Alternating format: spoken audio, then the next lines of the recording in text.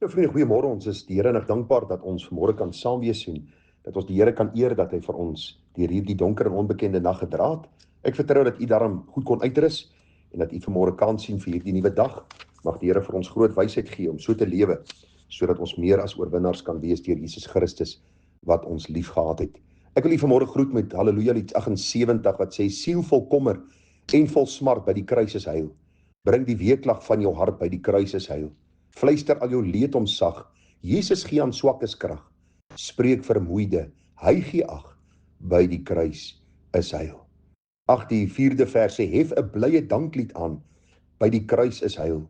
Daar's vir ons die weg gebaan. By die kruis is heil. Hy bied hulp en troos in leed. Liefde eindeloos ongemeet. Kon die ganse aarde dit weet. By die kruis is heil. Ag vriende, mag u en ek vanmôre as ons moeg is, as ons regtig swak is, mag ons skuiling vind by die kruis. Baie keer dink mense ek moet eenmalig by die kruis kom kniel want daar word ek gered, vriende. 'n Kind van die Here is iemand wat by die kruis vertoef. Dis waar ons die smart van ons meester sien. Dis waar ons sy deursettingsvermoë sien. Dis waar ons sy absolute volle oorgawe sien. En van daar af die leë graf waar hy 'n stempel geplaas het op hierdie offer. En ag, daar weet ons, kry ons rus vir ons siele. In sy soenverdienste aan die kruis is daar vir ons rus en vrede, sodat ons deur sy krag meer as oorwinnaars kan wees. Nou vind ek wil vanmôre 'n bietjie met u praat oor hierdie besondere woorde in 1 Tessalonisense 5, daardie 25ste vers.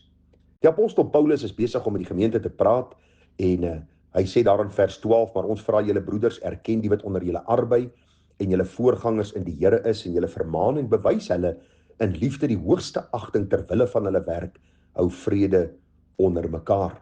En dan is daar dat die gedagte van dat niemand kwaad met kwaad sal vergeld nie, ons moet altyd deur bly wees, bid sonder ophou, wees in alles dankbaar, blus die gees nie uit nie, en so gaan die Bybel aan, onthou julle van elke vorm van kwaad, en dan kom vers 25 waar Paulus sê, broeders, bid vir ons. Nou, ons dink baie keer aan die apostels, vriende, ons dink aan Paulus en Petrus en Johannes en Jakobus en almal en ons dink by onsself maar, wow, hierdie was besondere mense. Daar het genesings onder hulle hand plaasgevind, kragtige prediking en bekerings en sendingreise en wonders en tekens wat hier hulle plaasgevind het as bevestiging dat hulle apostels van die Here was en baie keer beny ons hulle en ons dink by onsself maar ja, ek wens ek kan so wees. En dan wil ek vir u sê vriende, hulle was doodgewone mense soos ek en jy. Eenvoudig, doodgewoon, hulle het ook honger geraak, hulle het ook moeg geraak, hulle het ook hartseer geraak, hulle het ook gestoei met sonde, hulle het ook in die aand gerus, daar was ook vyhandige magte, daar was ook inbrake by hulle gewees, ook diefstal wat plaasgevind het, ook aanrandings, alles wat ons vandag beleef het die apostels beleef. En dan vriende moes hulle elke week die waarheid aan die gemeente gedeel het, eintlik elke dag, maar Paulus het in die sinagoges gegaan en later vir die Nuwe Testamentiese kerk die boodskappe op die eerste dag van die week gepreek. En die hele groot ding wat hulle staande gehou het, behalwe God se krag wat in ons werk om te wil sowel as om te werk na die welbehae, maar wat hulle bemoedig het as mense, was die gedagte dat ander mense vir hulle gebid het. Daarom sê die apostel Paulus, broeders, bid vir ons. Dis nie 'n eenmalige gedagte wat hy deurgee nie. Telke male sê hy hoe hy vir die gemeente bid, en dan roep hy die gemeentes op dat hulle vir hom sal bid. Want u sien, dis hierdie kosbare wisselwerking dat ons as geroepenes van die Here vir ons gemeente bid. En vriende, dikwels gaan ek so deur my gemeentelys en ek noem die name voor die Here en die bepaalde probleme wat ek van gehoor het en ek dank die Here vir sekere se dinge en gesinne en bid vir sekere dinge wat vir my genoem was. En so bid ons vir julle as gemeente, vir u as gemeente. Ek bid so vir mense wat die woord hoor, dat hulle deur die krag van die woord staande sal bly. Maar ook is die gebed van my hart vanmôre dat u vir ons sal bid. Dat u vir ons sal bid. Want Paulus sê, broeders, bid vir ons as geroepenes. Dat ons staande sal bly, dat ons onbeweeglik altyd oorvloedig in die werk van die Here sal bly. Ek lees net so 'n paar hoofstukke verder daar in 2 Tessalonisense 3 vers 1 skryf die apostel Paulus. Hy sê verder broeders, en as hy praat van broeders, vriende, sluit dit die susters, dit sluit die kinders in. Dit sluit eintlik maar die gemeente in. As u nou die Griekse taal ken, sal u sien dat sekere tye praat die apostel Paulus net met die broeders as hy broeders noem, en ander keer sê die konteks vir ons, dit sluit ook die vroue en die kinders in. So, hy sê eintlik hierso verder broeders of verder gemeente, bid vir ons, dat die woord van die Here sy snelle loop mag hê, en verheerlik word net soos by julle.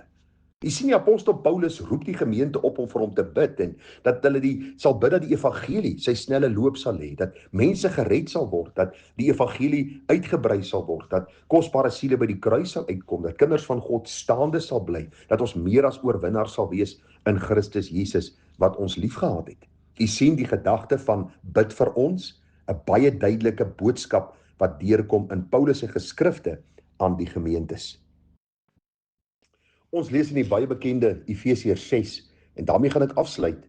Die apostel Paulus sê, neem aan die helm van verlossing en die swaard van die gees, dit is die woord van God, terwyl julle met alle gebed en smeking by elke geleentheid bid in die gees, en juist daartoe waak met alle volharding en smeking vir al die heiliges, en vir my, sodat 'n woord my gegee mag word, as ek my mond oopmaak, om met vrymoedigheid die verborgenheid van die evangelie bekend te maak, waarvoor ek 'n gesant is in kettinge, sodat ek daarin vrymoediglik mag spreek soos ek moet spreek. Ag vriende, een predikant het eendag die opmerking gemaak, toe gemeentelede gekla het oor die predikant se prediking, en toe sê hy vir hulle, miskien ontvang julle maar net waarvoor julle bid. Miskien bid julle nie vir julle leraar nie, en daarom sukkel julle om te luister na sy prediking. En ag vriende, het my nogal diep in die hart getref, want mense sit baie keer in 'n gemeente, en mense luister baie keer na boodskappe, baie krities, maar dikwels bid hulle nie vir die predikante nie, hulle bid nie vir hulle eie leraar nie, hulle bid nie vir die werk van die Here Jesus in die omgewing en in die dorp en in die land nie.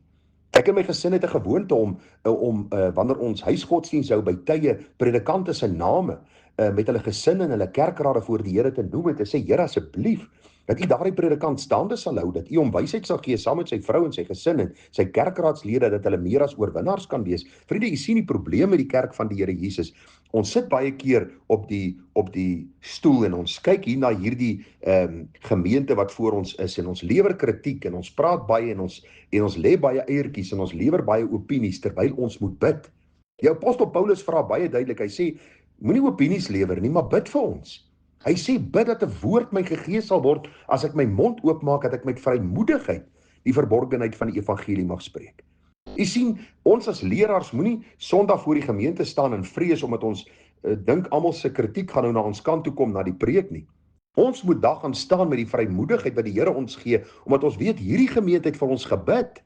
Hierdie mense wat luister oor die oordenkings, bid vir ons, dat 'n woord ons gegee sal word, dat hulle kan groei, dat hulle geestelik staande kan bly. Want dit is die woord van God wat lewendig en kragtig en skerper as enige tweesnydende swaard is. En ons moet hierdie woord aan u deurkommunikeer. En vriende, as u vir ons bid, sal hierdie woord vir u tot seën wees. As u bid, sal hierdie woord u hart tref. Want die Bybel sê hierdie woord maak skeiding tussen siel en gees en gewrigte en murg en is 'n beoordelaar van die oorlegginge en gedagtes van ons hart. Ek vra jou vanmôre, bid jy vir jou leraar? Bid jy vir jou geestelike leiers? Bid jy vir hulle wat die woord van God aan jou verkondig? Daarom is my gebed vanmôre vir u wat inluister, vir u as gemeente, dat u vir my sal bid, dat u vir my vrou sal bid, my vrou wat by die susters betrokke is, wat die evangelie aan die susters verkondig, wat hulle oproep om op hulle beurt weer vrou te wees soos God wil hê hulle moet wees, en in die samelewing die evangelie uit te dra. Bid u vir haar. Dra u ons as gesin op aan die Here. Want vriende, dikwels ontvang ons maar dit waarvoor ons bid. En daarom eer ek die Here en ek dank die Here vir die bidders in ons gemeente. Maar as u vanmôre miskien een van daardie is wat laks is in hierdie opsig, roep ek u op. Want dit is wat vir die apostel Paulus ook gedra het in sy moeilike sendingreise, by moeilike gemeentes, by uitdagende situasies, om te weet as mense wat vir hom bid. Vriende, die gebed van die regverdige het groot krag. Daarom pleit ek by jou vanmôre, bid vir ons. Mag die Here u groot genade gee, en ook vir my, en mag ons biddend, wagtend, wakend wees, en mag ek my mond met vrymoedigheid oopmaak, om te kan sê, so sê die Here. Groete vir u, mooi dagie verder, Tara.